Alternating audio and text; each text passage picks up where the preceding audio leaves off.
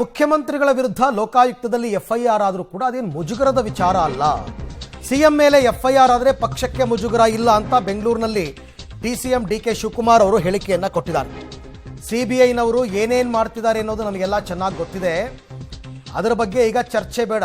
ಅದು ಕಡಿವಾಣ ಹಾಕಿದ್ರಲ್ಲ ನಿನ್ನೆ ಕ್ಯಾಬಿನೆಟ್ಟಲ್ಲಿ ಆ ವಿಚಾರ. ಸಿಬಿಐ ಬಗ್ಗೆ ಈ ಹಿಂದೆ ದೇವೇಗೌಡರು, ಎಚ್ಡಿಕೆ, ಬಿಜೆಪಿಯವರು ಏನೇನು ಮಾತಾಡಿದ್ದಾರೆ ಅಂತಲೂ ಗೊತ್ತಿದೆ. ಹಿಂದಿನವರು ಎಷ್ಟು ಕೇಸನ್ನು ಸಿಬಿಐಗೆ ಕೊಟ್ಟಿದ್ರು, ನಾವೆಷ್ಟು ಕೇಸ್ ಕೊಟ್ಟಿದ್ದೀವಿ ಎಲ್ಲ ಗೊತ್ತಿದೆ ಅಂತ ಮಾತಾಡಿದ್ದಾರೆ. ನೋಡಿ, ಸಿಬಿಐನವರು ಏನೇನು ಮಾಡ್ತಾ ಇದ್ದಾರೆ ಅನ್ನೋದನ್ನು ನಾನು ಚರ್ಚೆ ಮಾಡೋದು ಬೇಡ. ಈಗ ಜನತಾ ದಳದವರು ಹಿಂದೆ ದೇವೇಗೌಡರು ಏನು ಮಾತಾಡಿದ್ರು, ಕುಮಾರಸ್ವಾಮಿ ಏನು ಮಾತಾಡಿದ್ರು, ಬಿಜೆಪಿಯವರು ಏನು ಮಾಡಿದ್ರು, ಕಾಂಗ್ರೆಸ್ ಬ್ಯೂರೋ ಏಜೆನ್ಸಿ ಅಂತಲೂ ಇನ್ವೆಸ್ಟಿಗೇಷನ್ ಏಜೆನ್ಸಿ ಅಂತಲೂ ಮಾತಾಡಿದ್ರು, ಎಲ್ಲ ಕೂಡ ಇದೆ. ಈಗ ಚರ್ಚೆ ಬೇಡ.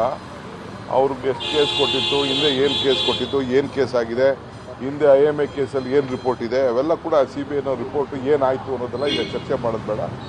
ಸರ್ಕಾರ ಒಂದು ಪರಿಶೀಲನೆ ಮಾಡಿ ನಾವು ತೀರ್ಮಾನವನ್ನು ರಾಜ್ಯದ ಹಿತಕ್ಕೆ, ದ್ವೇಷದ ರಾಜಕಾರಣಕ್ಕೆ ಸಿಬಿಐ ಒಳಪಡಬಾರ್ದು ಅನ್ನೋ ದೃಷ್ಟಿಯಿಂದ ಈ ತೀರ್ಮಾನವನ್ನು ತೆಗೆದುಕೊಂಡಿದ್ದೇವೆ. ಸೂಕ್ತ ಯಾವುದಾದ್ರು ಎಮರ್ಜೆನ್ಸಿ ಇತ್ತು ಅಂತಂದರೆ ಏನಾದ್ರು ನಮ್ಮ ಅಧಿಕಾರಿಗಳು ಮಾಡೋಕ್ಕೆ ಅರ್ಹಿಲ್ಲ ಅಂತ ನಾವು ಯೋಚನೆ ಮಾಡ್ತೀವಿ.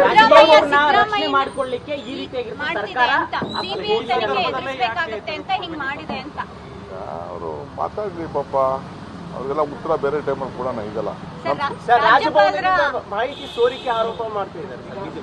ಅದು ನನಗೆ ಗೊತ್ತಿಲ್ಲ, ಅದು ಇಂಟರ್ನಲ್ ಮ್ಯಾಟ್ರು. ನನಗೆ ಯಾರು ಏನು ಬರೆದಿದ್ದಾರೋ ಏನು ಅಂತ ಗೊತ್ತಿಲ್ಲ. ರಾಜ್ಯಪಾಲರ ವಿಚಾರ, ನನಗೆ ಗವರ್ನರ್ ಆಫೀಸಲ್ಲಿ ಏನು ನಡೆದಿದೆ, ನಮ್ಮ ಲೋಕಾಯುಕ್ತ ಆಫೀಸಲ್ಲಿ ಏನು ಕೊಟ್ಟಿದೆ, ನನಗೇನು ಮಾಹಿತಿ ಇರ್ತೀವಿ. ಸರ್, ಸಂಪುಟ ಮತ್ತೊಂದು ನಿರ್ಣಯ ಮಾಡಿದೆ ಸರ್, ರಾಜ್ಯಪಾಲರ ಪತ್ರಕ್ಕೆ ಸಂಪುಟದಲ್ಲೇ ಒಪ್ಪಿಗೆ ಪಡೆದು ಅದನ್ನ ಅಲ್ಲಿ ತಂದುಬಿಟ್ಟು ಉತ್ತರ ನೀಡಬೇಕು. ನೋಡಿ, ಒಂದು ಹೇಳ್ತೀನಿ, ಒಂದು ಪ್ರೊಸೀಜರ್ ಇದೆ.